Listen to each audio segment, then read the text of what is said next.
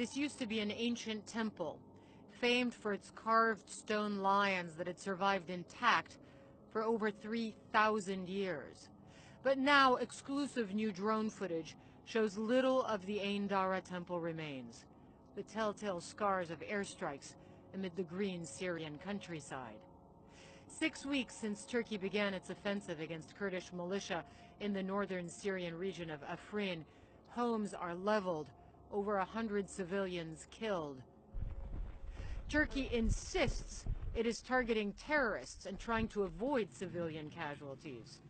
Those who have the means to leave have packed up their belongings. But some, like Mohammed, feel they have no choice but to stay, hiding inside with his wife and 10 small children, placing their fate, they say, in God's hands. قوية جدا وما نخاف إلا من الله سبحانه وتعالى. وين ما رحنا جانا البلاء. أينما ذهبنا. يعني وين نروح؟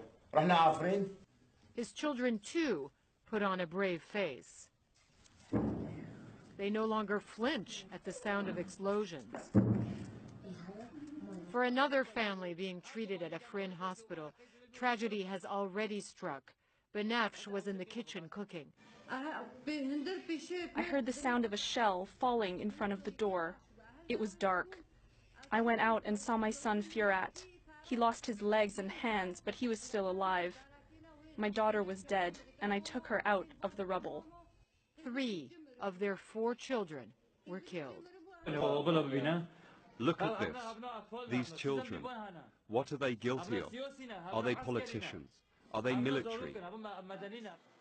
In the morgue, their small bodies are prepared for burial, faced with the senseless loss of young life, a desperate cry for help. Where is the USA?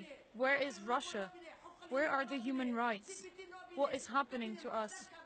I call on the Germans to respond. This is a massacre in Afrin.